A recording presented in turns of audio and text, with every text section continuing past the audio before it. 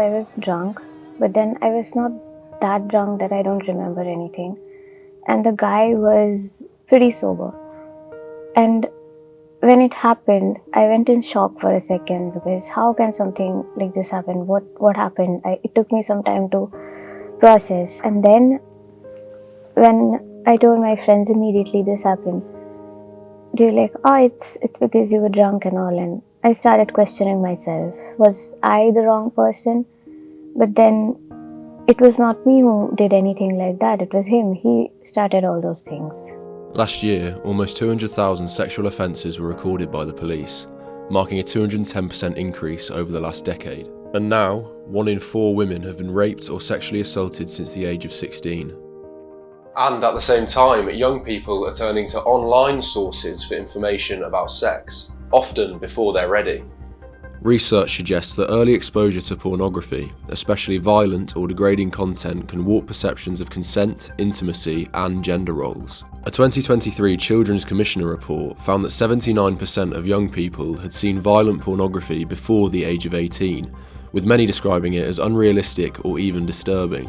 The report also revealed that young people exposed to porn are more likely to develop aggressive sexual attitudes and misunderstandings about consent. West Yorkshire's Women's Safety Unit was launched in 2023. Its hashtag Just Don't campaign has sparked vital conversations, with over 4 million views. What is the importance of teaching young men things about consent and...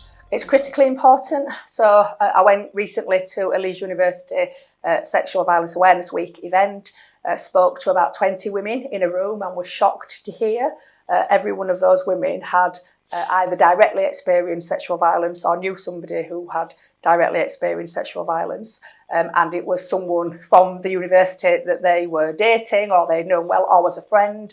And it was shocking to me that these women were telling me that men were watching pornography routinely. Young people at university now, you know, they spend quite a lot of their adolescence locked in the bedrooms. They don't know what a healthy relationship looks like. Porn was probably the only way that they could work out, you know, what the stages of a relationship were. And obviously that is not a relationship. You have to bring young people with you. No one wants to be told you're a rapist. That's not how you change behaviours. What you do is you engage people with, if this was your daughter, would you want someone to speak to her like that? If this was your mother, how would you feel about someone commenting on the clothes that she's wearing? And if you can engage people in making it personal, I think you can start to have a different impact and a different conversation. But online influences go beyond porn. As young men and boys are being drawn into the manosphere, an online space that fuels a rhetoric of male supremacy. It's shaping attitudes around sex and gender, and it's growing in popularity. Research from the University of York shows that 76% of teachers in secondary education say online misogyny is affecting boys' behaviour. In the survey, one primary school teacher reported an incident where a male pupil told a female classmate, "I wouldn't even rape you."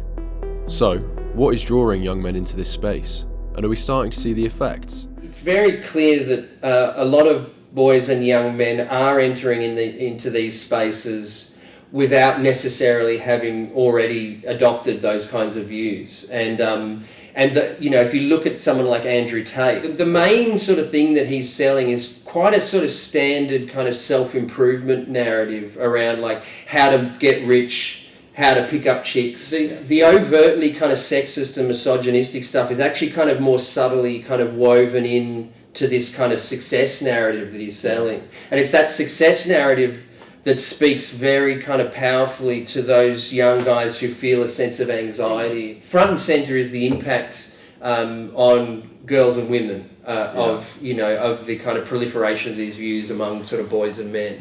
And the impact in terms of their safety, but also the impact in terms of, you know, their right to succeed and, you know, full participation in society. While the manosphere shapes ideas online, the impact is playing out in public spaces. The Leeds Women's Safety Survey found that 88% of women don't feel safe walking alone at night, and 84% had experienced harassment or assault in the city centre.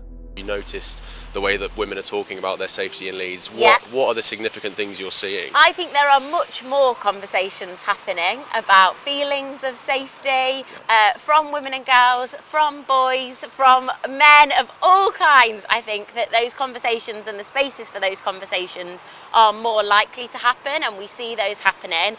I think that also we see, in terms of our wider work, working with businesses as well as other charities, with the health service, with our partners in the council, we see that the collaboration and taking a societal approach is really welcome. And from our Women Friendly Leeds perspective, we're a movement building organisation, and that is the space that we create to have those conversations with boys and men. Our bus says, come and talk to us.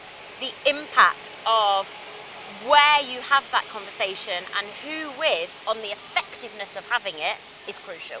Right, yeah. And that's going to be different for everybody. For many women in Leeds and across the UK, sexual assault and rape are not just statistics, they're lived experiences.